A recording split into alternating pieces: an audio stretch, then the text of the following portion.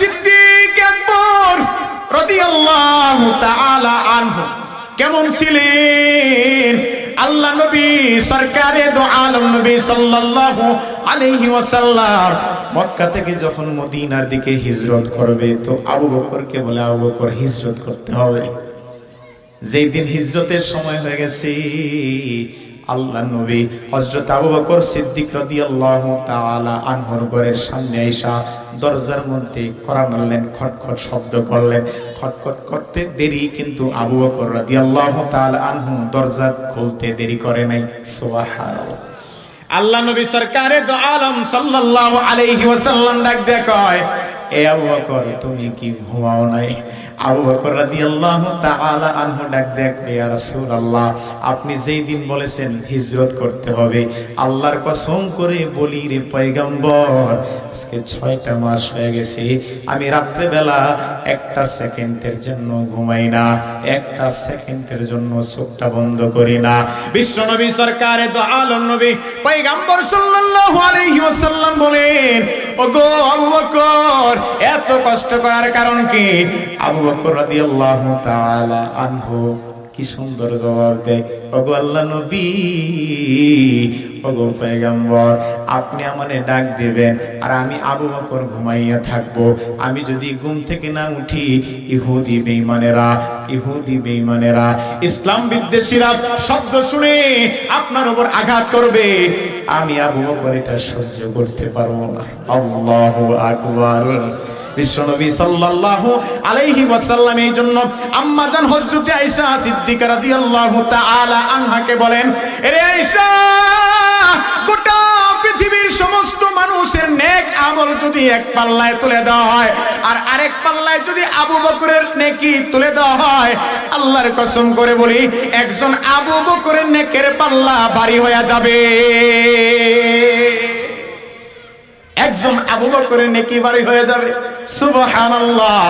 আবু বকর সিদ্দিক রাদিয়াল্লাহু তাআলা আনহু মক্কা থেকে মদিনার দিকে হিজরত করার জন্য যখন ঘর থেকে বাইর হইলেন, একবার নবীজির ডান দিকে যায়, একবার নবীজির বামে যায়, একবার নবীর সামনে যায় আর একবার পিছনে যায়। আল্লাহ নবী কয়, আরে আবু বকর এত পেরেশান, এত পেরেশান হওয়ার কারণটা কি? আবু বকর রাদিয়াল্লাহু তাআলা আনহু ডাক দিয়ে কয়, ইয়া রাসূলুল্লাহ আমি যখন আপনার ডান দিকে যাই তো তখন আমার মন বলে হয়তো আপনার বামে ইহুদিরা বল্লম তীর নিয়ে দাঁড়ায় আছে আপনারে আঘাত করার জন্য। আবার যখন আমি আপনার বাঁ দিকে যাই তখন আমার মনে হয় হয়তো শত্রু বাহিনীরা ডান দিকে আসতেছে। আবার যখন সামনে যাই তখন আমার মনে হয় ইয়া রাসূলুল্লাহ আপনার পিছনে হয়তো শত্রু বাহিনীরা আক্রমণ করার জন্য আসছে। আবার যখন পিছনে যাই তখন মনে হয় সামনে আসতেছে। পেরেশান হয়ে যায়। আবু বকর সিদ্দিক রাদিয়াল্লাহু তাআলা আনহু নবীর সুন্নতে থেকে নবীর প্রেমে কেমন পাগল করা হয়ে গেছে। সরে হেরা, ওই যে গারে হেরা, যেই জায়গার মধ্যে জাবালে সোর, যেই জায়গার মধ্যে নবীজি সাল্লাল্লাহু আলাইহি ওয়াসাল্লাম হিজরতের সময় গিয়ে ওই জায়গায় আশ্রয় গ্রহণ করেছিলেন। এত বড় একটা জাবালে সোর, এত উঁচা, কেমন উঁচা? তারা হাজী সাহেবরা মক্কা শরীফ গেছেন হজ করার জন্য, এত উঁচা যে ওই জাবালে সোর, ওই জাবালে সোরে উঠার পর নিচের দিকে তাকাইলে ছোট্ট ছোট্ট মানুষগুলারে কবুতরের বাচ্চার মতো দেখা যায়। তাহলে কত উঁচা? অনেক উঁচা না? অনেক উঁচা। আবু বকর সিদ্দিক রাদিয়াল্লাহু তাআলা আনহু ডাক দিয়ে কয়, ইয়া রাসূলুল্লাহ, আল্লাহর নবী গো, এত উপরে আপনি কষ্ট করে কেন উঠবেন? আপনি একটা কাজ করেন, আপনি আমার কাঁধে ওঠেন, আমি আপনার পালকি হয়ে গেলাম। সুবহানাল্লাহ। এই নবীজিকে কেমন ভালোবাসতেন, নবীজিকে কি পরিমাণ মুহাব্বত করেছেন, আল্লাহ নবীকে কি পরিমাণ ভালোবেসেছেন। সুহবতে নিসবতে ইত্তেহাদি কেমন হয়েছে যে নবীজি যেমন আবু বকর তেমন নবীজির কষ্ট জীবনে কোনোদিন আবু বকর সহ্য করতে পারে নাই। নবীজি কষ্ট করে এত উপরে উঠবে, আবু বকর কয় উঠতে গিয়া যদি নবীজি পয়রা যায় কোনো কষ্ট পায়, এই জন্য বলে ইয়া রাসূলুল্লাহ আমি আপনার পালকি হয়ে গেলাম, আপনি আমার কাঁধে ওঠেন, আমি আপনারে কোলে নিয়ে এত উপর পর্যন্ত উঠবো। জোরে কোন সুবহানাল্লাহ। ইসমি মুসা, আনা মুসা, আমার নাম মুসা, আমি মুসা। আমার আল্লাহ ডাক দিয়ে কয়, রে পয়গম্বর, তুমি যে জিজ্ঞাসা করলা তৌফিক কি জিনিস, প্রথমবার যখন আমি জিজ্ঞাসা করলাম জবাব দিতে পারো নাই, আমি আল্লাহ তোমারে তৌফিক দেই নাই। আবার জিজ্ঞাসা করলাম পয়গম্বর তোমার নাম কি, জবাব দিতে পারো নাই, আমি আল্লাহ তোমারে তৌফিক দেই নাই। তৃতীয়বার তৌফিক দিছি তো তুমি তোমার নাম বলতে পারছো। সুবহান আল্লাহ রাব্বুল আলামিন তৌফিক দিয়েছেন বিদায় এই জায়গায় আসতে পারছেন। তৌফিক যদি না দিত তাইলে আসতে পারতেন না। আল্লাহ জেনে আনছে, এর জন্য খুশি না বেজার? যদি খুশি হয়ে থাকেন তাইলে জোরে সোরে আল্লাহকে খুশি করার জন্য বলেন আলহামদুলিল্লাহ। এই জায়গায় আসছেন কোরআনের মহব্বতে, হাদিসের মহব্বতে, আল্লাহ এবং আল্লাহ রাসূলের ভালোবাসায়। সোহবত নেবেন কোরআন হাদিসের, কোরআন হাদিসের সোহবত যারা নিয়েছে তারা কামিয়াব হয়ে গেছে। বক্তারে দেখার জন্য আসেন নাই, আসছেন কোরআনের ভালোবাসায়। যেরকম ঠিক কিনা? সোহবতের কারণে অনেক সময় নাপাক জিনিসটাও দামি হয়ে যায়, সাধারণ একটা কাপড়ের টুকরা দামি হয়ে যায়। কেমন ধরেন একটা কোরআন শরীফ, এই কোরআন শরীফটাকে একটা গিলাপ দ্বারা যখন এটাকে পেঁচানো হয় তো কোরআনের সাথে সম্পর্ক থাকার কারণে কাপড়টার দাম বাইরে যায়, যায় কি যায় না? কোরআনটাকে যে কাপড়টা দিয়ে পেঁচানো হয়, যদি কাপড়টা কোথাও পইরা যায়, দেখবেন সাধারণ মুসলমান যারা আছে কোরআনের সাথে সম্পর্ক, এই কাপড়টারে হাতে নিয়ে চুমু খায়, কপালে লাগায়, বুকে লাগায়। এই যে সম্মান বাড়াইছে কি? কোরআন। জোরে কোন ঠিক কিনা? সুহবত অমূল্য এক রতন। উলামায়ে কেরামের সুহবতে থাকবেন তো কামিয়াব হয়ে যাবেন। আর যদি আলেমদের সাথে সম্পর্ক না থাকে তাহলে নাস্তিক হইবেন। জোরে কোন ঠিক কিনা? নাস্তিক হইবেন, নাস্তিক। আজকে বাংলাদেশের মধ্যে যে যত বড় শিক্ষিত সে তত বড় নাস্তিক। কথা বলেন না কেন আপনারা? সোহবত নাই, উলামায়ে কেরামের সোহবত নাই, ভালো জিনিসের সোহবত নাই। ভালো জিনিসের কি নাই? এই জোরে বলেন, কি নাই? সোহবত নাই, ভালো জিনিসের সোহবত নাই। অথচ দেখেন নবীজির সোহবতের কারণে, নবীজির সোহবতের নিসবত, এই যে নূরের নিসবত থাকার কারণে অনেক সাহাবায়ে কেরাম কি হইছে, নবীর সাথে দেখা হইছে, নবীর সাথে কথা হইছে, ঈমান আনছে, তো সাথে সাথে এসে জান্নাত পেয়ে গেছে। সুবহানাল্লাহ। বাড়িতে দিয়ে কই এই সব দি ঘুমায়, মানিকগঞ্জের মুসলমান সব ঘুমায়, ঘুমাইবো তো আপনাকে দোষ নাই, সব দোষ হলো কমিটির। এত রাত করছে কি লাগে? আমার এখন ঘুমা ধরতেছে। আয় নারায়ে তাকবীর, নারায়ে তাকবীর। এই উপরতে এই যে চাদরটা তো যা আছে সব সরান, তাহলে ঘুম ভাঙবো। চাদর সরান, চাদর সরান, এত ঠান্ডা লাগেও নাই। আল্লাহু আকবার। সোহবতের কারণে মরা দিল জিন্দা হয়ে যায়, সোহবত থাকার কারণে মূল্যহীন জিনিসটাও মূল্যবান হয়ে যায়। যে কি যায় না? এই জোরে বলেন, যে কি যায় না? একজন সাহাবী মা সামা ওয়া মা সাল্লা, জীবনে কোনোদিন একটা রোজাও রাখে নাই, এক ওয়াক্ত নামাজও পড়ে নাই, কিন্তু জান্নাতি। সুবহানাল্লাহ। কিভাবে সম্ভব? আল্লাহ নবী যুদ্ধের কাতার শুরু করতেছে, যুদ্ধের কাতার সোজা করতেছে। একজন বেদুইন যুবক মাঠে ছাগল নিয়ে আসছে, ছাগল চড়াইতেছে, তো দেখে মুহাম্মাদুর রাসূলুল্লাহ সাল্লাল্লাহু আলাইহি ওয়াসাল্লাম কি যেন করে। আয়েশা কই, ইয়া রাসূলুল্লাহ কি করেন? এই তো যুদ্ধের জন্য আমরা কাতার সোজা করতেছি। আমি যদি এই মুহূর্তে কালিমা পড়ি তাইলে আমার কি হবে? কয়, তুমি যদি এই মুহূর্তে কালিমা পড়ে মুসলমান হয়ে যাও তো আমার আল্লাহ তোমার জিন্দেগির গুনাহ খাতা মাফ করে দিয়া তোমার জান্নাতি করে দিবি। সুবহানাল্লাহ। যুবক নবীজির হাতটা ধরে ফেলছে, হাত ধরে কই, ইয়া রাসূলুল্লাহ আপনি আমারে কালিমা পড়ায়া দেন। কালিমা পড়া সাথে সাথে মুসলমান হয়ে গেছে। সুবহানাল্লাহ। মুসলমানি বুয়াদে করদান নেহাদান, এনানে খুদ বদশতে খাজাদাদান। আল্লাহু আকবার। যুবক ডাক দিয়া কয়, ইয়া রাসূলুল্লাহ সবাই যুদ্ধের ময়দানে যাওয়ার জন্য প্রস্তুত হয়ে গেছে। ওগো নবীজি আমার সব জেগেছে, আমিও যুদ্ধের ময়দানে যাব। সুবহানাল্লাহ। আল্লাহ নবী বলেন তাইলে চলো আমরা যুদ্ধের ময়দানে যাই। যুবক আল্লাহ নবীর কাছে অনুমতি চায়, ওগো আল্লাহ নবী আপনি যদি একটু অনুমতি দেন তাইলে আমার মালিকের কাছে তার ছাগলগুলারে আমি একটু জমা দিয়ে আসি। যার ছাগল তার কাছে গিয়ে জমা দিয়ে আসি। মালিকের কাছে গিয়ে ছাগল জমা দিয়া আল্লাহ নবীর সাথে যুদ্ধের ময়দানে রওনা হয়ে গেছে। যুদ্ধ শেষ।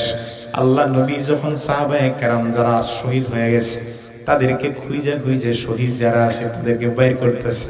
একটা একটা লাশ, শহীদ লাশ এক জায়গায় রাখে। তো ওই যে যুবক সবেমাত্র কালিমা পড়ে মুসলমান হয়েছে, ওই যুবকের লাশটা দেখা নবীজি মুস্কি মুস্কি হাসে। সুবহানাল্লাহ।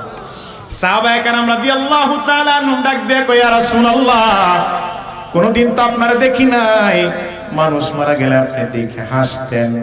আল্লাহ নবী কয়, এরে পাগলের দল, আমি তো একা হাসি না, এটা এমন একটা শহীদ, এমন একটা মরণ, এই লাশটার চেহারা দেখা আমার আল্লাহ মুস্কি মুস্কি হাসি।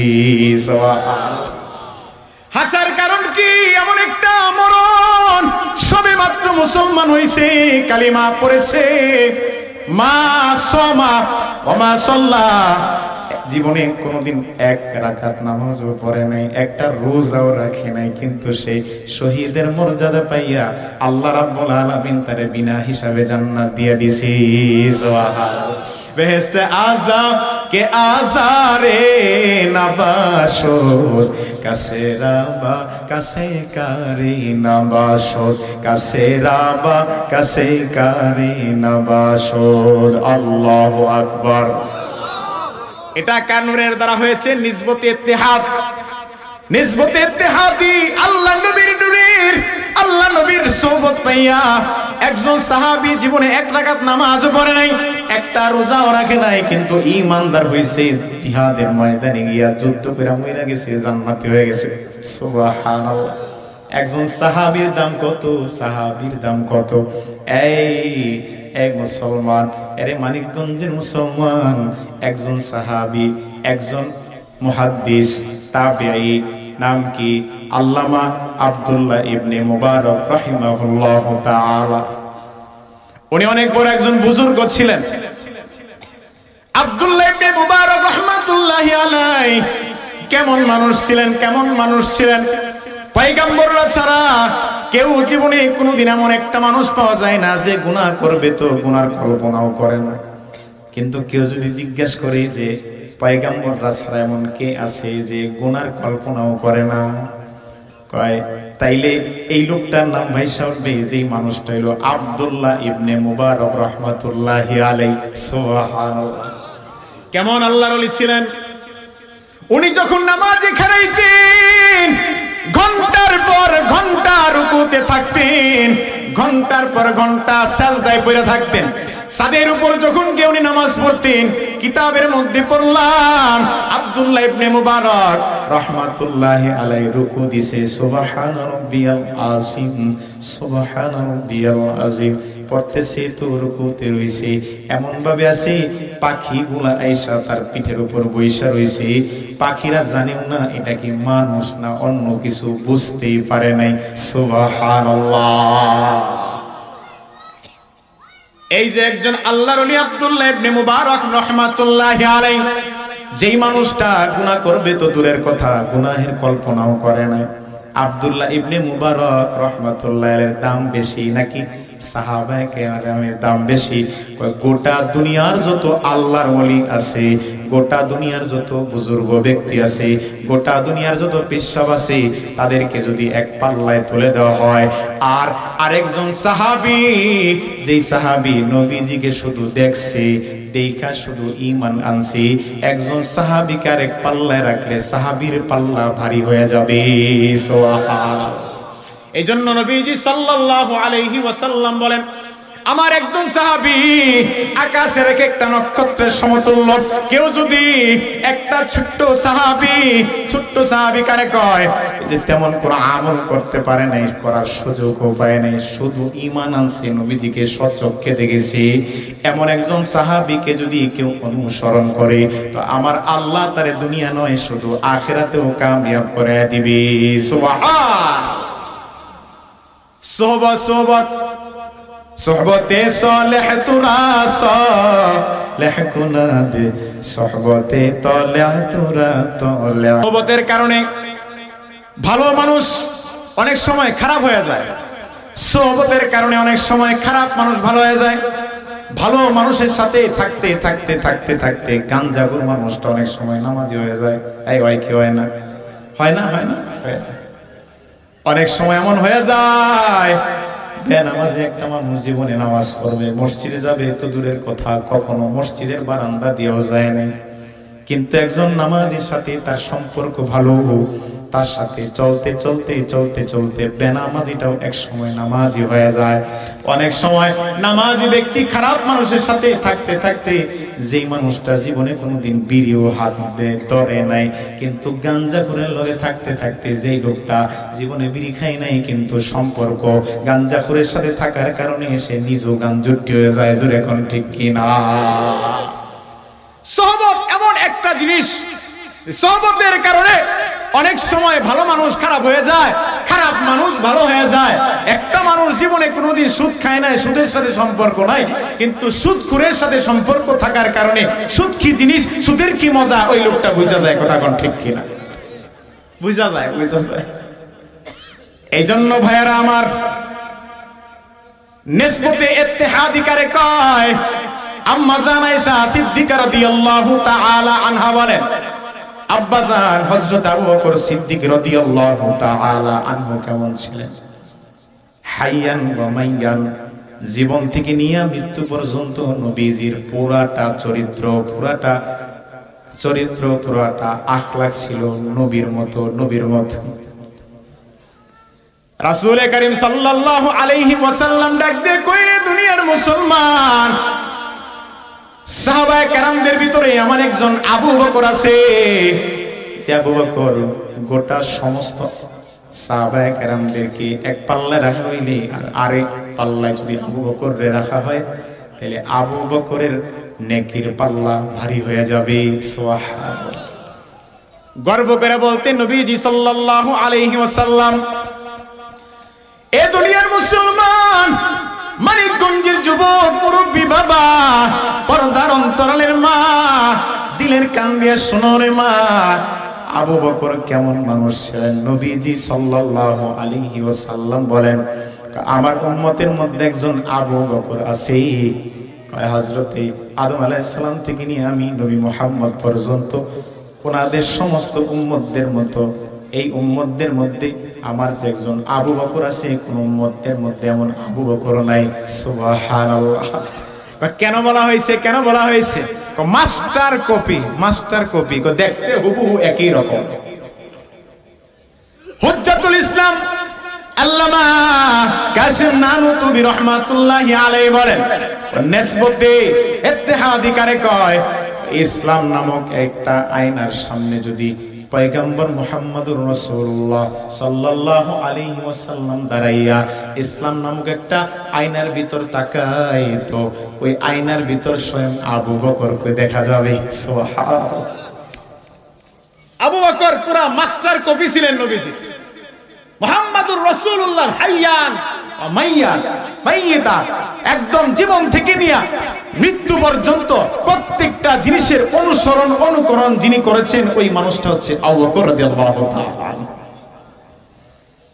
এই জন্য তো পয়গম্বর সাল্লাল্লাহু আলাইহি ওয়াসাল্লাম মৃত্যুর পূর্বে, ইন্তেকালের পূর্বে 14 দিন পর্যন্ত সুস্থ ছিলেন। নবীজি মসজিদে না যাওয়া পর্যন্ত নামাজের মুসল্লায় ইমামতির জন্য কেউ দাঁড়াইতেন না। একদিনের ঘটনা, নবীজি অসুস্থ হয়ে পড়ে রয়েছে, ইন্তেকালের পূর্বে 14 দিন, কয়দিন যেরকম, কয়দিন, 14 দিন। নামাজের পূর্বে মুয়াজ্জিন হযরতে বেলাল রাদিয়াল্লাহু তাআলা আনহু ইকামত দেওয়ার জন্য দাঁড়ায় রয়েছে। সমস্ত সাহাবায়ে কেরাম মসজিদে উপস্থিত হয়ে গেছে, কিন্তু নবীজির তো কোনো খবর নাই।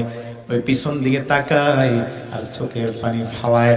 আল্লাহ নবী খবর দিছে, ওই জায়গার মধ্যে মুসল্লার মধ্যে আবু বকর রেমানায় আমি যেহেতু নাই, অসুস্থতার কারণে যাইতে পারতেছি না, ওই জায়গার মধ্যে ইমামতির জন্য আবু বকরকে দাঁড় করাইয়া দাও। সুবহানাল্লাহ। আবু বকরের দাম কেমন ছিল? আবু বকরের দাম কেমন ছিল? এমনি এমনি হয় নাই।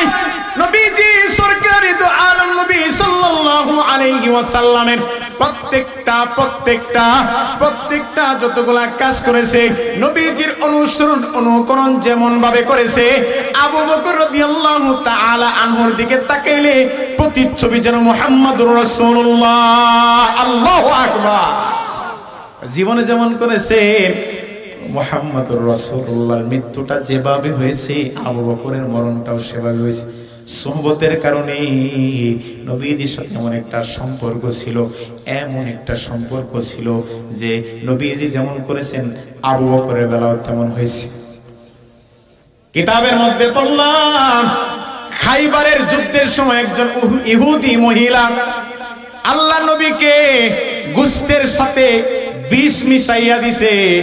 হযরতে জিবরাইলের মাধ্যমে আল্লাহ তাআলা জানায়া দিছে, ও পয়গম্বর, গোশতটা আপনি মুখে দিছেন, এই গোশতের মধ্যে কিন্তু ইহুদি একজন মহিলা বিষ মিশাইয়া দিছে। আপনি যদি এটা খান তাইলে আপনার ক্ষতি হইতে পারে। আল্লাহ নবী মুখ থেকে এটা সরাই দিছে, কিন্তু বাঁচানেওয়ালা যিনি তিনি কে? আল্লাহ। মরণ তো নাই। কারো যদি মরণ না থাকে ওই মানুষটারে বিষ খাওয়াইলেও মরবো। আর যদি কারো মরণ থাকে করুণা না হইলেও মরবো। জোরে কোন ঠিক কি না? হায়াত মওতের মালিক যিনি তিনি কে? জোরে কোন কে? কে? আল্লাহ। নবীজি সাল্লাল্লাহু আলাইহি ওয়াসাল্লাম ইন্তেকালের পূর্বে 14 দিন পর্যন্ত সুস্থ ছিলেন। এর মধ্যে ওই যে খাইবারের যুদ্ধের সময় ইহুদি একজন মহিলা যে গোশতের সাথে বিষ মিশাইয়া দিয়েছিলেন, মাঝে মধ্যে ওনার এই বিষের যন্ত্রণাটা উঠতো। যন্ত্রণা উনি অনুভব করতেন যে এটা তো ওই বিষের যন্ত্রণা, আমি সহ্য করতে পারি না। উনি ইন্তেকাল করার পূর্বে ওই বিষের যন্ত্রণা যেমন লাগছিল, আবু বকর রাদিয়াল্লাহু তাআলা আনহু সেম কাহিনী, এমন একটা ঘটনা হয়েছে। আবু বকর রাদিয়াল্লাহু তাআলা আনহুর সাথে নবীজির কেমন মেল! হযরতে সিদ্দিক আকবর রাদিয়াল্লাহু তাআলা আনহু কেমন ছিলেন? আল্লাহ নবী সরকারে দো আলম নবী সাল্লাল্লাহু আলাইহি ওয়াসাল্লাম মক্কা থেকে যখন মদিনার দিকে হিজরত করবে তো আবু বকরকে বলে, আবু বকর হিজরত করতে হবে। যেই দিন হিজরতের সময় হয়ে গেছে, আল্লাহ নবী হযরত আবু বকর সিদ্দিক রাদিয়াল্লাহু তাআলা আনহুর ঘরের সামনে আইসা দরজার মধ্যে কড়া নাড়লেন, খটখট শব্দ করলেন। খটখট করতে দেরি, কিন্তু আবু বকর রাদিয়াল্লাহু তাআলা আনহু দরজা খুলতে দেরি করে নাই। সুবহানাল্লাহ। আল্লাহ নবী সরকারে দো আলম সাল্লাল্লাহু আলাইহি ওয়াসাল্লাম ডাক দিয়ে কয়, এ আবু বকর, তুমি কি ঘুমাও নাই? আবু বকর রাদিয়াল্লাহু তাআলা আনহু ডাক দিয়ে কয়, ইয়া রাসূলুল্লাহ, আপনি যেই দিন বলেছেন হিজরত করতে হবে, আল্লাহর কসম করে বলি রে পয়গম্বর, আজকে 6টা মাস হয়ে গেছে আমি রাত্রে বেলা একটা সেকেন্ডের জন্য ঘুমাই না, একটা সেকেন্ডের জন্য চোখটা বন্ধ করি না। বিশ্ব নবী সরকারে দো আলম নবী পয়গম্বর সাল্লাল্লাহু আলাইহি ওয়াসাল্লাম বলেন, ওগো আবু বকর, এত কষ্ট করার কারণ কি? আবু বকর রাদিয়াল্লাহু তাআলা আনহু কি সুন্দর জবাব দেয়, ওগো আল্লাহ নবী, ওগো পয়গম্বর, আপনি আমারে ডাক দিবেন আর আমি আবু বকর ঘুমাইয়া থাকবো। আমি যদি ঘুম থেকে না উঠি, ইহুদি বেঈমানেরা ইসলাম বিদ্বেষীরা শব্দ শুনে আপনার উপর আঘাত করবে, আমি আবু বকর এটা সহ্য করতে পারবো না। আল্লাহু আকবার। বিশ্বনবী সাল্লাল্লাহু আলাইহি ওয়াসাল্লাম এই জন্য আম্মা জান হযরতে আয়েশা সিদ্দিকা রাদিয়াল্লাহু তাআলা আনহাকে বলেন, আরে আয়েশা, গোটা পৃথিবীর সমস্ত মানুষের নেক আমল যদি এক পাল্লায় তুলে দেওয়া হয় আর আরেক পাল্লায় যদি আবু বকরের নেকি তুলে দেওয়া হয়, আল্লাহর কসম করে বলি, একজন আবু বকরের নেকের পাল্লা ভারী হয়ে যাবে। একজন আবু বকরের নেকি ভারী হয়ে যাবে। সুবহানাল্লাহ। আবু বকর সিদ্দিক রাদিয়াল্লাহু তাআলা আনহু মক্কা থেকে মদিনার দিকে হিজরত করার জন্য যখন ঘর থেকে বাইরে হইলেন, একবার নবীজির ডান দিকে যায়, একবার নবীজির বামে যায়, একবার নবীর সামনে যায় আর একবার পিছনে যায়। আল্লাহ নবী কয়, আরে আবু বকর তো পেরেশান, এত পেরেশান হওয়ার কারণটা কি? আবু বকর রাদিয়াল্লাহু তাআলা আনহু ডাক দিয়ে কয়, ইয়া রাসূলুল্লাহ, আমি যখন আপনার ডান দিকে যাই তো তখন আমার মন বলে হয়তো আপনার বামে ইহুদিরা বল্লম তীর নিয়ে দাঁড়ায় আছে আপনারে আঘাত করার জন্য। আবার যখন আমি আপনার বাঁ দিকে যাই তখন আমার মনে হয় হয়তো শত্রু বাহিনীরা ডান দিকে আসতেছে। আবার যখন সামনে যাই তখন আমার মনে হয়, ইয়া রাসূলুল্লাহ, আপনার পিছনে হয়তো শত্রু বাহিনীরা আক্রমণ করার জন্য আসছে। আবার যখন পিছনে যাই তখন মনে হয় সামনে আসতেছে। পেরেশান হয়ে যায় আবু বকর সিদ্দিক রাদিয়াল্লাহু তাআলা আনহু নবীর সুন্নতে থেকে নবীর প্রেমে কেমন পাগল করা হয়ে গেছে। সরে হেরা, ওই যে গারে হেরা, যেই জায়গার মধ্যে জাবালে সূর, যেই জায়গার মধ্যে নবীজি সাল্লাল্লাহু আলাইহি ওয়াসাল্লাম হিজরতের সময় গিয়ে ওই জায়গায় আশ্রয় গ্রহণ করেছিলেন। এত বড় একটা জাবালে সূর, এত উঁচা, কেমন উঁচা! তারা হাজী সাহেবরা মক্কা শরীফ গেছেন হজ করার জন্য, এত উঁচা যে ওই জাবালে সূর, ওই জাবালে সূরে ওঠার পর নিচের দিকে তাকাইলে ছোট্ট ছোট্ট মানুষগুলারে কবুতরের বাচ্চার মতো দেখা যায়। তাহলে কত উঁচা! অনেক উঁচা না? অনেক উঁচা। আবু বকর সিদ্দিক রাদিয়াল্লাহু তাআলা আনহু ডাক দিয়ে কয়, ইয়া রাসূলুল্লাহ, আল্লাহর নবী গো, এত উপরে আপনি কষ্ট করে কেন উঠবেন? আপনি একটা কাজ করেন, আপনি আমার কাঁধে ওঠেন, আমি আপনার পালকি হয়ে গেলাম। সুবহানাল্লাহ! এই নবীজিকে কেমন ভালোবাসতেন, নবীজিকে কি পরিমাণ মুহাব্বত করেছেন, আল্লাহর নবীকে কি পরিমাণ ভালোবেসেছেন। সুহবতে নিসবতে ইত্তেহাদি কেমন হয়েছে যে নবীজি যেমন আবু বকর তেমন। নবীজির কষ্ট জীবনে কোনোদিন আবু বকর সহ্য করতে পারে নাই। নবীজি কষ্ট করে এত উপরে উঠবে, আবু বকর কয় উঠতে গিয়া যদি নবীজি পয়রা যায় কোনো কষ্ট পায়, এই জন্য বলে, ইয়া রাসূলুল্লাহ, আমি আপনার পালকি হয়ে গেলাম, আপনি আমার কাঁধে ওঠেন, আমি আপনারে কোলে নিয়ে এত উপর পর্যন্ত উঠবো। জোরে কোন সুবহানাল্লাহ! গারে সূর, জাবালে সূরের উপরে ওঠার পর এমন একটা জায়গার মধ্যে গিয়ে আশ্রয় গ্রহণ করেছে, দেখে ছোট ছোট ছিদ্র। আবু বকর রাদিয়াল্লাহু তাআলা আনহু ওনার পাগড়ি মুবারক দিয়া প্রত্যেকটা ছিদ্রগুলোকে উনি বন্ধ করেছে। আল্লাহ নবী এই দিক দিয়া হাইটে আসতে আসতে ক্লান্ত হয়ে গেছে, তো আবু বকর রাদিয়াল্লাহু তাআলা আনহু ওনার রানটারে বিছায় দিছে আর বলে, ইয়া রাসূলুল্লাহ, আপনি এই জায়গার মধ্যে মাথাটা দিয়ে একটু আরামসে ঘুমান। এই দিক দিয়া গারে সূরের ছিদ্রগুলারে বন্ধ করতেছেন, পাগড়িটারে টুকরা টুকরা কইরা কাপড় দিয়া বন্ধ করে। তো যখন টুকরা শেষ হয়ে গেছে, একটা ছিদ্র দিয়া এখন এটা বন্ধ করবে কেমনে, একটা পাও ঢুকায় রাখছে এই দিক দিয়ে যেন কোনো শত্রু বাহিনী আমার নবীকে দেখে কষ্ট না দেয়, কোনো আঘাত না করে। আবু বকর রাদিয়াল্লাহু তাআলা আনহু তার একটা পাও মোবারক ওই ছিদ্রের মধ্যে দিয়ে রাখছে। আল্লাহ নবী ঘুমাইতেছে, আবু বকর রাদিয়াল্লাহু তাআলা আনহুর কোলের মধ্যে মাথাটা ঠেকাইয়া নবীজি ঘুমায়। এমন সময় আবু বকর রাদিয়াল্লাহু তাআলা আনহু টের পাইছেন যে ওনার পায়ের মধ্যে হয়তো কোনো সাপে কামড়াইছে। এত বিষাক্ত সাপ। আবু বকর রাদিয়াল্লাহু তাআলা আনহু কামড় খাইয়া তার চেহারাটা পুরো নীল হয়ে গেছে, কিন্তু উনি জোরে সোরে কান্না করে না, শব্দ করে কান্না করে না। কান্না না করার কারণটা কি? আমি যদি এই মুহূর্তে কান্না করি তাহলে আমার কান্নার আওয়াজে নবীজির ঘুম ভাঙা যাবে, নবীজির ঘুমের ব্যাঘাত হবে, নবীজি কষ্ট হবে। শব্দ করে কান্না করে না ঠিক, কিন্তু চোখের পানি তো আর আটকায় রাখতে পারে না। আবু বকর রাদিয়াল্লাহু তাআলা আনহু ব্যথার যন্ত্রণায় যখন চোখ মুবারক দিয়া চোখের পানি পড়ে গেছে, নবীজির চেহারা মুবারকে গিয়া পড়ছে। আল্লাহ নবীর চেহারা মুবারকের মধ্যে যখন আবু বকরের চোখের পানি পড়ছে, নবীজির ঘুম ভেঙে গেছে। তাকে দেখে আবু বকর কান্দে, ডাক দিয়ে কয়, এ সিদ্দিক আকবর, তুমি কেন কান্না করো? তুমি কি জানো না তোমার কষ্ট আমার সহ্য হয় না রে আবু বকর? ও আবু বকর, কান্না করার কারণটা কি?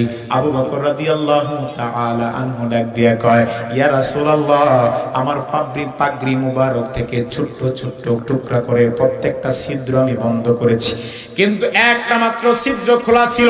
ওই ছিদ্রটা বন্ধ করার মতো আমার আমার কাছে কোনো কাপড় ছিল না। আমি দেখলাম আপনাকে তো একটা পায়ের উপর শোয়াইছি, আর একটা পাও দিয়ে আমি আমার ছিদ্রটা বন্ধ করে রাখছি। দেখলাম আমাকে হয়তো কোনো সাপে কামড়াইছে অনুভব করলাম। আল্লাহ নবী পাউডারে সরায় দিতে বলছে। নবীজি সাল্লাল্লাহু আলাইহি ওয়াসাল্লাম ওনার মুখের থুতু দিয়ে একটু লালা দিয়া ওই জায়গায় লাগায় দিছি, তো তার পাওয়ের বিষ পানি হয়ে গেছে। সুবহানাল্লাহ। আল্লাহ নবী সরকারে দো আলম নবী সাল্লাল্লাহু আলাইহি ওয়াসাল্লাম ছিদ্রের দিকে তাকায় দেখি অনেক বড় একটা বিষাক্ত সাপ। নবীজি সাল্লাল্লাহু আলাইহি ওয়াসাল্লাম ওই সাপটারে ডাক দিয়ে কয়, এই সাপ, তোমার সাহস তো কম না, তুমি আমার আবু বকরের গায়ে আঘাত করেছো। সাপের চোখ দিয়ে পানি বইরে গেছে, জবান খুলে দিছে আল্লাহ। সাপ ডাক দিয়ে কয়, ইয়া রাসূলুল্লাহ, আমার বয়স প্রায় 1000 বছর। 1000 বছর পূর্বে আমি শুনেছি শেষ জমানায় এমন একজন পয়গম্বর আসবে, নাম হইল মুহাম্মদুর রাসূলুল্লাহ সাল্লাল্লাহু আলাইহি ওয়াসাল্লাম। যখন আমি আপনার নাম শুনেছি খ্রিস্টান পাদ্রীদের কাছ থেকে, তখন থেকে আপনাকে দেখার আমার বড় শখ, এবং আমি এটাও জেনেছি যে আপনি এই গারে সূরের মধ্যে আইসা আপনি আশ্রয় গ্রহণ করবেন।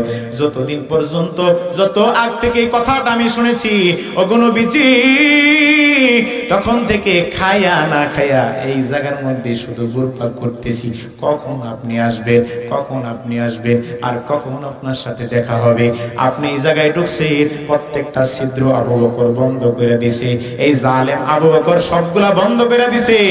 একটা ছিদ্র ছিল, ভাবছিলাম ওই দিক দিয়ে ঢুকবো, দুই জায়গার মধ্যে তার একটা পাও রেখে দিছে। আমি আপনার প্রেমের জ্বালা সহ্য করতে পারি নাই গো নবীজি। এই যে জ্বালা, প্রেমের জ্বালা, এটা আমি কার কাছে বুঝাই? আমি সহ্য করতে না পাইরা আমি তারে কামড় মেরেছি। ওগো নবীজি, একমাত্র আপনার ভালোবাসার কারণে আমি আপনার কাছে মাফ চাই, আপনি আমারে মাফ করে দেন। জোরে কোন সুবহানাল্লাহ।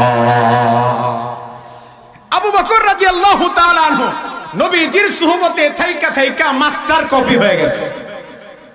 ইসলাম নামক একটা আয়নার সামনে যদি স্বয়ং নবীজি দাঁড়াইতেন, তো আয়নার ভিতরে আবু বকরকে দেখা যাইত। সুবহানাল্লাহ। আবু বকর রাদিয়াল্লাহু তাআলা আনহু আল্লাহ তাআলার কাছে কেমন দামি ছিলেন, কেমন দামি ছিলেন, স্বয়ং আবু বকর জানতেন জান্নাত জাহান্নাম দেখতে কেমন। নবীজি যেভাবে বলছেন, তো উনি এমন ভাবে এটাকে কল্পনা করতেন যে স্বয়ং উনি নিজেই জান্নাতে প্রবেশ করছেন। সুবহানাল্লাহ। এমন ছিলেন, এমন ছিলেন। এই আমরা যে এখানে আসছি জাহান্নাম থেকে বাঁচার জন্য, জান্নাত পাওয়ার আশায়, কথা কোন ঠিক কিনা? নাকি খাইবার লেগেছেন? কেন আসছেন? জান্নাত পাওয়ার আশায়, জাহান্নাম থেকে বাঁচার আশায়। আচ্ছা, জান্নাতে পাওয়ার আশায় আসছেন, জান্নাতটা কেমন জীবনে কোনোদিন দেখছেন? কথা পায় না, ওরা মনে দেখছে। জান্নাতটা কেমন জানার দরকার আছে না নাই? আরো যেমন আছে না নাই? জান্নাতটা যদি কেমন জানতে চান, তো আমাদের সর্বপ্রথম যাইতে হবে হযরতে জিবরাইল আলাইহিস সালামের কাছে। হযরতে জিবরাইল কে ছিলেন? পয়গম্বরদের কাছে ওহী নাজিল করতেন, আল্লাহ তাআলার পক্ষ থেকে ওহী নিয়ে আসতেন। একদিনের ঘটনা, আল্লাহ নবী সরকারি দো আলম নবী প্রিয়া সাল্লাল্লাহু আলাইহি ওয়াসাল্লাম তাক দিয়ে কয়, আরে জিবরাইল, ওগো ভাই জিবরাইল, তুমি তো সব সময় আমার কাছে মানুষের সুরত ধইরা, মানুষের আকৃতি ধারণ করে আমার কাছে আসো, আমার বড় শখ। আরে জিবরাইল, তুমি দেখতে কেমন, তোমার একটু দেখতে মনে চায়। ওগো জিবরাইল, তুমি তো সকাল বিকাল সন্ধ্যা, বিকাল দুপুর আর রাত নাই, যখন তখন তুমি আমার কাছে আসো, আমার জানার বড় শখ। ওগো জিবরাইল, তুমি কোথা থেকে আসো, কোন জায়গায় তোমার বাড়ি? জিবরাইল আলাইহিস সালাম কয়, ওগো আল্লাহর নবী, আমার বাড়ি দুনিয়াতে নয়, আমার বাড়ি হলো সিদরাতুল মুনতাহা। আল্লাহু আকবার। সিদরাতুল মুনতাহা কোন জায়গায়? জিবরাইল আলাইহিস সালাম ডাক দিয়ে কয়, ইয়া রাসূলুল্লাহ, এই যে সিদরাতুল মুনতাহা কোন জায়গায় জানেননি? 7 আসমান 7 জমিনের উপরে হলো সিদরাতুল মুনতাহা। ওই জায়গা থেকে আপনার কাছে আমি আসি। কয়, আল্লাহ নবী ডাক দিয়ে কয়, 7 আসমান 7 জমিন কত দূরে? আপনি কি মনে করেন এই যে সিদরাতুল মুনতাহা, এটা কি প্যান্ডেলের উপরে নাকি?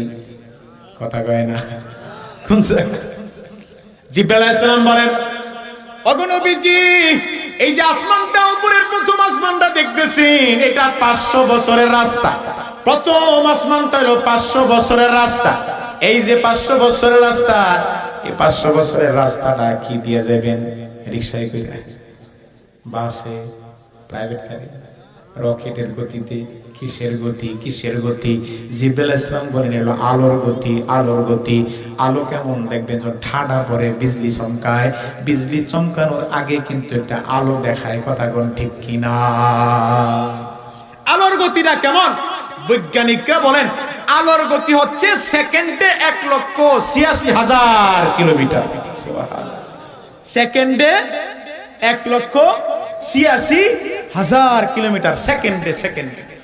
আলোর গতিতে 500 বছরের রাস্তা। প্রথম আসমানটা 500 বছর, এরপরে আসমানটা আরো মোটা হইল 500 বছর। এভাবে 500 যদি যোগ করেন, গুণ করেন, তাইলে 5 7 35, আবার মোটা হইল 5 7 35, 35 আর 35 কত? 70। মানে 7,000 বছরের রাস্তা। এই 7,000 বছরের রাস্তার উপর হইল সিদরাতুল মুনতাহা।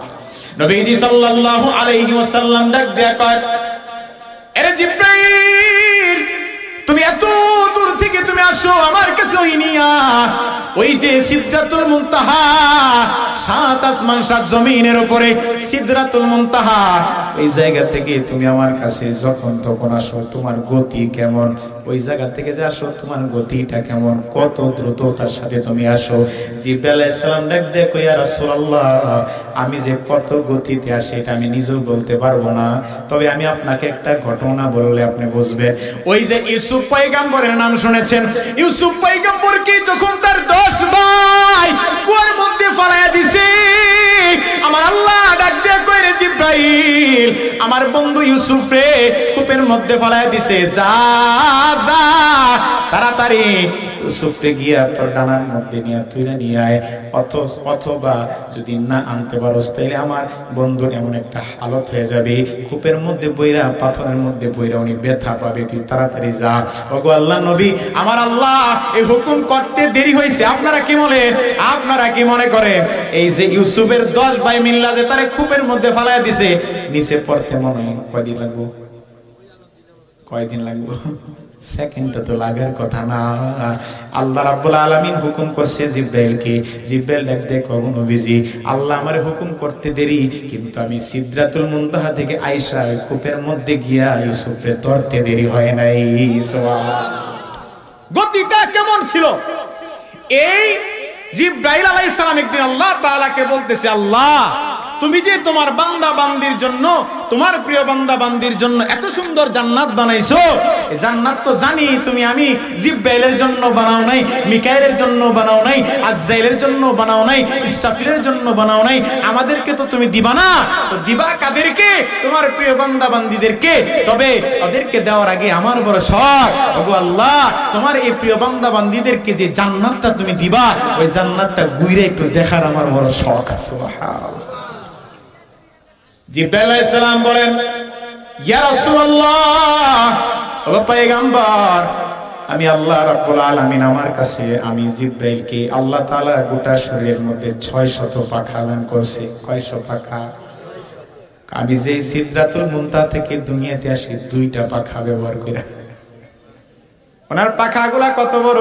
একদিনের ঘটনা, নবীজি দেখলেন হঠাৎ কইরা কি সুন্দর আসমানের মধ্যে চন্দ্রগুলা, আসমানের মধ্যে তারকাগুলা ঝলমল ঝলমল করতেছে। হঠাৎ করে দেখি দুনিয়াটা অন্ধকার হয়ে গেছে। জিবরাইল কয়, ওগো আল্লাহর নবী, আপনি কিছু টের পাইছেন নাকি? বুখারীর মধ্যে আছে এটা।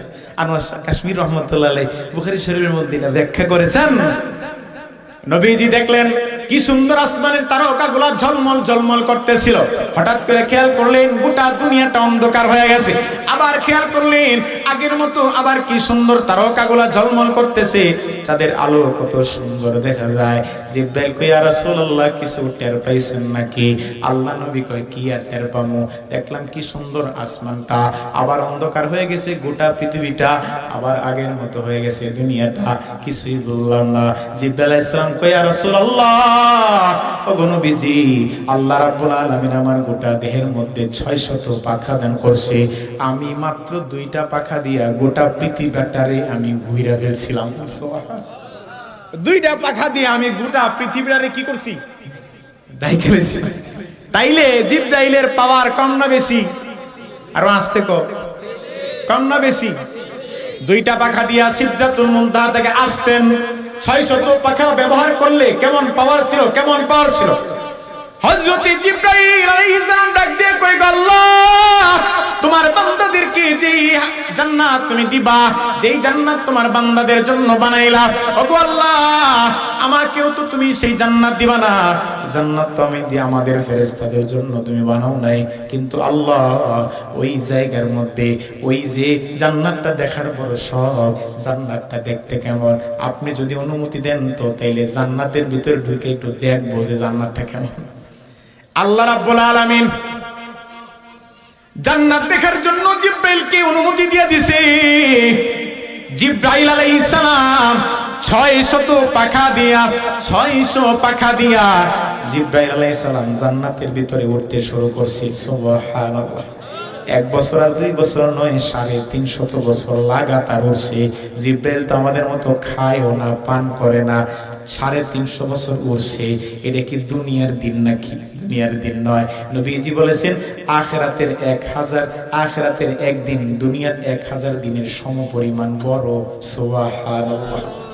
জিবরাইল আমিন আলাইহিস সালাম 350 বছর পর্যন্ত উঠতে ক্লান্ত হয়ে গেছে।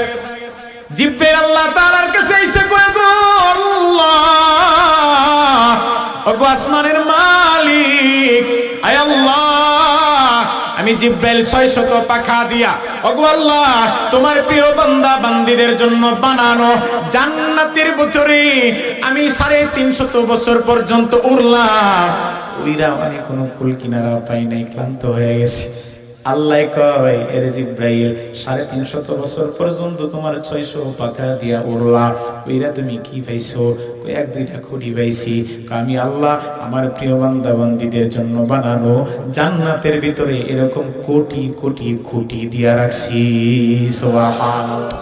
জিবরাইল ডাক দিয়ে কয়, ও আসমানের মালিক, ওগো আল্লাহ আমি জিবরাইল 600 পাখা দিয়া 350 বছর পর্যন্ত জান্নাতের ভিতরে বিচরণ কইরা জান্নাতের কোনো কুল কিনারা পাইলাম না, সাধারণ এই মানুষ কেমনে পাইবো? আল্লাহ ডাক দিয়ে কয়, জিবরাইল এটা তো বানাইছি মানুষদের জন্য, তোমরা ফেরেশতাদের জন্য আমি আল্লাহ বানাই নাই, অতএব ফেরেশতারা খুঁজে পাইবো না, কিন্তু যাদের জন্য বানাইছি তারা ঠিকই এটার কুল কিনারা খুঁজে পাবে। সুবহানাল্লাহ। তাইলে কোন মানুষের দাম বেশি নাকি জিবরাইলের দাম বেশি? আরো যারা বলেন কার? আশরাফুল মাখলুকাত, সর্বশ্রেষ্ঠ জীব মানুষ। কিভাবে? আল্লাহ কয়, কেমনে তোমার বিশ্বাস না?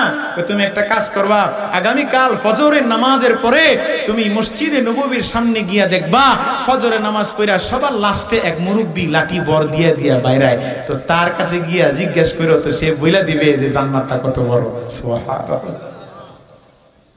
সকালবেলা ফজরের নামাজ আদায় করার পর মসজিদে নববীর সামনে গিয়ে দাঁড়ায় হযরত জিবরাইল মানুষের সুরত ধইরা, মানুষের আকৃতি ধারণ কইরা সব মুসল্লি মসজিদ থেকে বাইরে এসে দেখে একজন টুনটুনে বুড়া মানুষ একটা লাঠি দিয়া বর দিয়া মসজিদ থেকে বাইরে হইছে। এখন তো বলেন এই যে মানুষটার নাম কি? মানুষটা হলো হযরত আবু বকর সিদ্দিক রাদিয়াল্লাহু তাআলা আনহু। আল্লাহু আকবার। আবু বকর রাদিয়াল্লাহু তাআলা আনহুকে জিবরাইল ডাক দিয়ে কয়, ও চাচা এইদিকে আসেন, আপনার সাথে আমার একটু কথা আছে। কি কথা? আমার জিবরাইলের সাথে সাক্ষাৎ করার খুব শখ। জিবরাইল একটু কোন জায়গায় আছে একটু খবরটা বলেন তো। জিবরাইলের কথা যে আবু বকর জিজ্ঞেস করতেছে আবু বকরের কাছে, ওই লোকটা কি? জিবরাইলের কথা জিজ্ঞেস করতেছে। এই চাচা, জিবরাইল কোন জায়গায়? ওর একটু দেখতে মনে চায়, ওর খবরটা একটু লন্ত কোন জায়গায় আছে। আবু বকর রাদিয়াল্লাহু তাআলা আনহু ডাক দিয়ে কয়, যুবক 2টা মিনিট আমার সময় দাও। 2 মিনিট সময় নেওয়ার পর মসজিদে আবার ঢুকছি। যায়া 2 রাকাত নামাজ পড়ছি, নামাজ পড়া দোয়া করছি, দোয়া কইরা মুরাকাবায় বসছি। কিছুক্ষণের জন্য মুরাকাবায় বইসা সামনে আইসা কয়, এ যুবক, তুমি না আমার কাছে কার কথা জিজ্ঞেস করছিলা? ওই যুবক টাকাটা জিব্রাইল। আমি তো জানতে চাইছি জিব্রাইল কোন জায়গায় আছে। আবু বকর রাদিয়াল্লাহু তাআলা আনহুকে পাওয়ার দিয়েছেন যিনি, তিনি কে? আল্লাহ। আবু বকর রাদিয়াল্লাহু তাআলা আনহু ডাক দেয়, কয়, এই যুবক, আমি আল্লাহ রাব্বুল আলামিনের মুরাকাবার মধ্যে বৈশা আল্লাহর 8টা জান্নাত তন্ময় করে খুঁজলাম, কোথাও আজ জিব্রাইলকে পাইলাম না। আল্লাহর 7টা জাহান্নাম তন্ময় করে খুঁজলাম, কোথাও জিব্রাইলকে পাইলাম না। আল্লাহর আরশ, কুরসি, লৌহ কলম, 7 আসমান 7 জমিন তন্ময় করে খুঁজলাম, কোথাও জিব্রাইলকে পাইলাম না। কেন জানি সন্দেহ হয়, আমার সামনে যে দাঁড়ায় আছে হইল জিব্রাইল। সুবহানাল্লাহ। दुनिया के सदाकत में तेरा नाम रहेगा, दुनिया के सदाकत में तेरा नाम रहेगा, सिद्दीक तेरा नाम से इस्लाम रहेगा, सिद्दीक तेरा नाम से इस्लाम रहेगा। अल्लाहु अकबर। এই ছিল আবু বকর সিদ্দিক রাদিয়াল্লাহু তাআলা আনহু। নবীজির সোহবতে থেইকা এমন একটা হালত তার হয়ে গেছে, নবীজির জীবন তার জীবন, নবীজির মরণ তার মরণ। এই যে সাপের কামড় খাইছে, এই যন্ত্রণাটা পর্যন্ত। এই যে নবীজি খাইবারের যুদ্ধের সময় একজন ইহুদি মহিলা গুস্তের সাথে বিষ মিশায় দেয়া খাওয়া দেওয়ার কারণে নবীজির যেমন মৃত্যুর আগে বিষের যন্ত্রণা অনুভব হইতেছিল, ঠিক তেমনি ভাবে আবু বকরের যে সাপে কামড়েছে, এই সাপের বিষের যন্ত্রণাও মরার আগে তার অনুভব হয়েছে। কথা কোন ঠিক কিনা? এই জন্য নবীজি বলেছে, আমার আবু বকর যখন মরবে তখন সাধারণ মরণ হবে না, আমার আবু বকরকে আল্লাহ স্বয়ং ডাকবে, ইয়া আইয়াতুহান নাফসুল মুতমাইন্না ইরজিই ইলা রাব্বিকি রাদিয়াতাম মারদিয়া ফাদখুলি ফি ইবাদি ওয়াদখুলি জান্নাতি। আল্লাহু আকবার। এই বসন্তটা এতদিন পর্যন্ত আমি আল্লাহকে, তুমি সেজদার দরজা দিয়ে আমি আল্লাহরে খুঁজছো, পাও নাই। আমি আল্লাহ তোমারে ডাকতেছি, আয় আয় আয়। সুন্দর আত্মা, ভালো আত্মা, আয় আয়। এতদিন পর্যন্ত ইবাদত নামক এই জানালা দিয়ে তুই আমারে খুঁজছস, কিন্তু তুই পাস নাই। আমি তোরে ডাকতেছি, আয়, মৃত্যু নামক দরজা দিয়ে প্রবেশ কর, কইরা সোজা জান্নাতে চলে যা। সুবহানাল্লাহ। আবু বকর সিদ্দিক রাদিয়াল্লাহু তাআলা আনহু এমন একজন সাহাবী ছিলেন যার জন্য হাসরের ময়দানে, কিয়ামতের ময়দানে আল্লাহ রাব্বুল আলামিনের 8টা জান্নাত তারে ডাকতে থাকবে, এই আবু বকর আসো, তুমি আমার ভিতরে আসো, আমার কাছে আসো, আমার কাছে আসো। একটা ব্যক্তি যার নাম আবু বকর সিদ্দিক রাদিয়াল্লাহু তাআলা আনহু, এই আবু বকরকে 8টা জান্নাত ডাকতে থাকবে, 8টা জান্নাত ডাকতে থাকবে। আপনারা কি চান না এই যে নবীজির সোহবতে রইছি, এখন তো পয়গম্বররা দুনিয়াতে নাই, কিন্তু দুনিয়াতে যারা আছে উলামায়ে কেরাম, আল্লাহ নবী বলেন আলেমদেরকে যারা ভালোবাসবে তারা যেন আমি নবীকে ভালোবাসলো, আর যারা নবীকে ভালোবাসলো তারা যেন আল্লাহকে ভালোবাসলো, আর আল্লাহকে যারা ভালোবাসে আল্লাহ স্বয়ং তাদেরকেও ভালোবাসে। সুবহানাল্লাহ। এই যে এতিমখানা মাদ্রাসা আলেমদের ফ্যাক্টরি গড়ার, এটা ফ্যাক্টরি না, আলেম গড়ার ফ্যাক্টরি।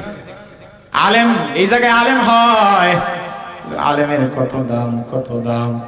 আমরা তো ওলামায়ে কেরামদের সম্মান এখন বুঝি বেতন দিয়া, যার বেতন যত বড় হ্যাঁ তত বড় হুজুর, যার বেতন কম হ্যাঁ ছোট হুজুর। যেই বক্তারে যত টাকা দিয়ে আনা যায় ওই বক্তা হইল বড় বক্তা, আর যে বক্তারে টাকা ছাড়া আনা যায় বক্তাই না। কথা কোন ঠিক কিনা?